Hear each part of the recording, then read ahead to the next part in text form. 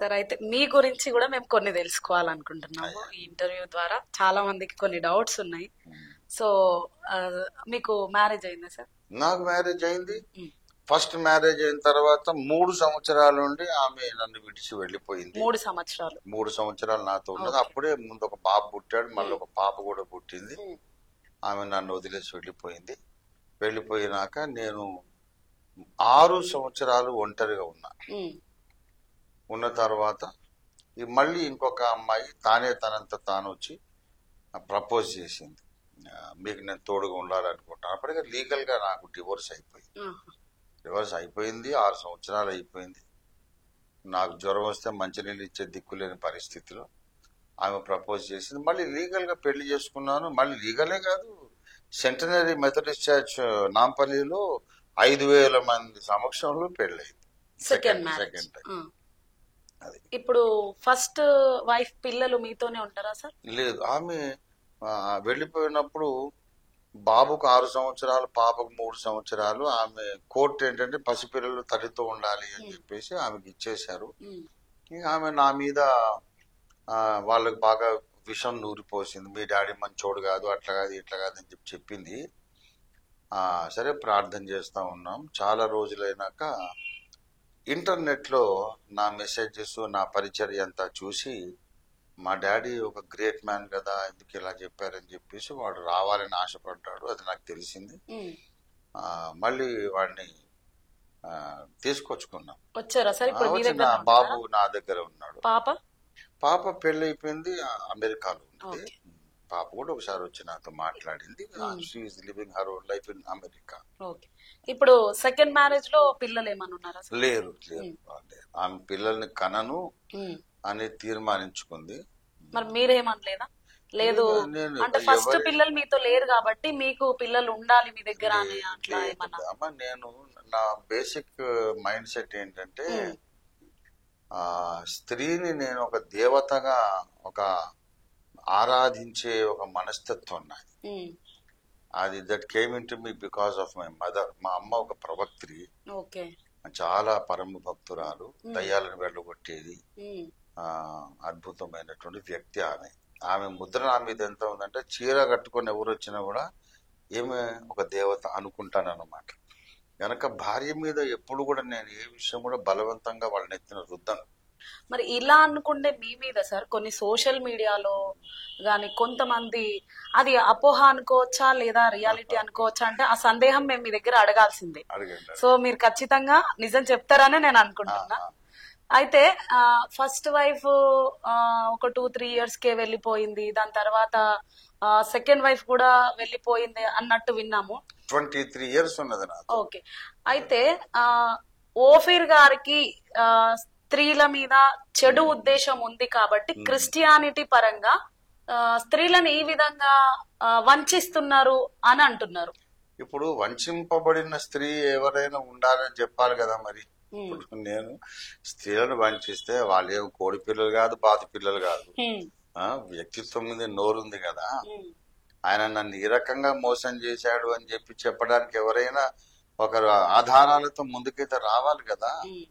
45 సంవత్సరాలలో ఎవరిని అడిగినా సరే ఆయన స్త్రీలను చాలా గౌరవిస్తాడండి అనే చెప్తారు తప్ప. ఇప్పుడు నేను కట్టినవి 1400 క్రైస్తవ సంఘాలు, నా కింద 1200 మంది పాస్టర్లను నేను ట్రైనప్ చేసి అభిషేకించి అపాయింట్ చేశాను. మరి నేను నిత్యము పబ్లిక్ లో ప్లాట్ఫామ్ మీదనే ఉండేవాడిని.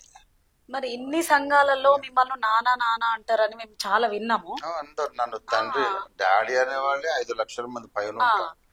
మీరు కూడా ఇప్పుడు చెప్తున్నారు ఒక దేవత లాగా నేను భావిస్తా, ఎందుకంటే మా అమ్మను ఉద్దేశించి నేను స్త్రీలను ఈ విధంగా గౌరవిస్తాను, ఈ విధంగా చూస్తాను, ప్రేమిస్తాను. అయితే ఎందుకు మరి మ్యారేజ్ లైఫ్ లో ఓఫీర్ అనే సార్ ఫెయిల్ అయిపోయారా అని అంటుంది సమాజం. చాలా మంచి ప్రశ్న అమ్మా. I should actually thank you for asking this question.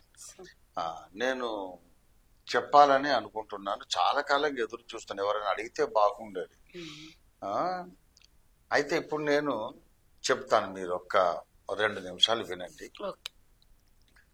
చాలా కాలం కిందట నేను వెస్ట్ గోదావరిలో ఏజెన్సీ ప్రాంతంలో ఒక పెళ్లి చేస్తూ ఉంటుండగా దేవుడు నాతో మాట్లాడి ఈ ప్రశ్న అడుగు అని నాతో చెవుల స్వరం వినబడింది.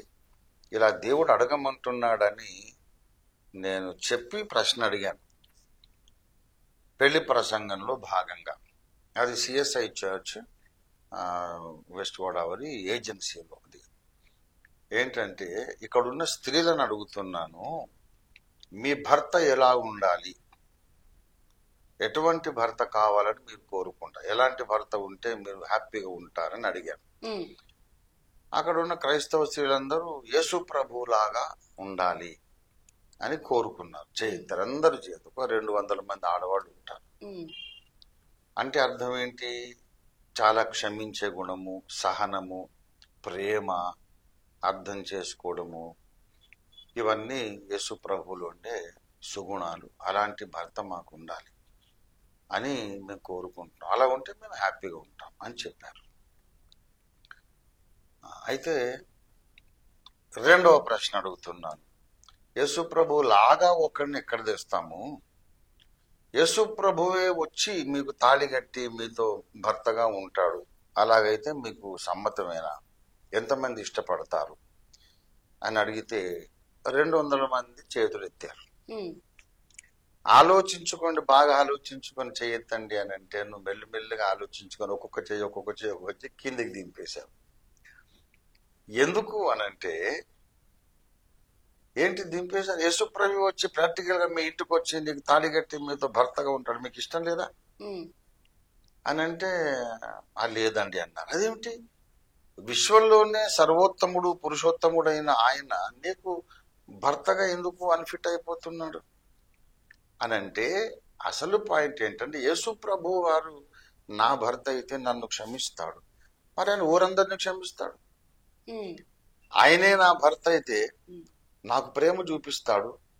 ఎవరు బీద వాళ్ళైనా, ఎవరు అక్కర్లో ఉన్నా వాళ్ళకి కూడా ప్రేమ చూపిస్తాడు. అది ఒక స్త్రీకి ఇష్టం లేదు. నన్ను ప్రేమించాలి, మిగతా ఎవరికి కూడా దీనిలోని ఏ మంచితనం కూడా దక్కకూడదు. ఎవరిని పలకరించొద్దు, ప్రేమించొద్దు, వాళ్ళకి సహాయం చేయొద్దు. నా ఫస్ట్ వైఫ్ అడిగేది, నేను నీకేం తక్కువ చేశానంటే నాకేం తక్కువ చేయలేదు మీరు, కానీ అందరినీ అలాగే చూస్తున్నారు కదా, నా స్పెషాలిటీ ఏంటి అని అడిగేది.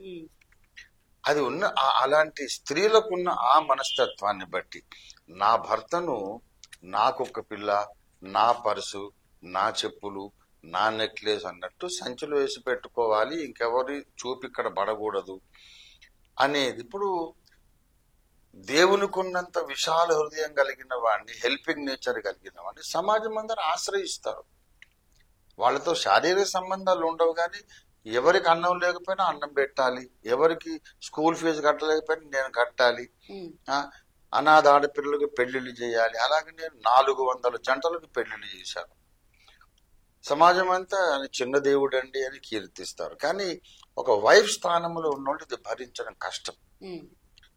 విశ్వంలోనే సర్వోత్తముడైన వాడు ఒక ఆడపిల్ల భార్యగా అనర్హుడైపోతాడు. సో సెకండ్ మ్యారేజ్ కూడా ఈ కారణాల వల్లే మీరు విడిపోవడం. ఇదే కారణం. అందరినీ ప్రేమించినట్టుగా వైఫ్ ని ప్రేమించితే ఈ విధంగా జరిగింది అని మీరు అనుకుంటున్నారు, చెప్తున్నారు. వైఫ్ ను ఎంత ప్రేమిస్తున్నానో ఆమెకి రవ్వంత నష్టం చేయకుండానే ఆమెది వాళ్ళకంటూ స్పెషాలిటీ ఉండాలి, స్పెషల్ స్థానం. ఇప్పుడు వీళ్ళకంటే నాకు కొంచెం ఎక్కువ ఉండాలని అంటే ఇప్పుడు ఎక్కువ అనేది ఎలా చూపించాలి నాకు అర్థం కాలేదు. I'm open minded person. అర్ధరాత్రి అపరాత్రి ఎవరో ఫోన్ చేస్తారు, డాడీ నేను ఫీజు కట్టలేదు, లేకుంటే నా భర్త నన్ను కొట్టాడు, మా ఆవిడ నన్ను ఇలా చేసింది. అందులో లీగల్ కేసెస్ లో ఇన్వాల్వ్డ్, కోర్టు కేసెస్ లో, ఆర్థిక విషయాలలో అందరికి సహాయాలు చేసి ఇప్పుడు ఎవరికైనా సరే దేవుణ్ణి ఎలాగ ఆశ్రయిస్తారు, ఓఫీర్ గారి దగ్గరికి వెళ్తే సమస్య పరిష్కారం అవుతుంది అన్నది సమాజంలో క్రియేట్ అయిపోయింది.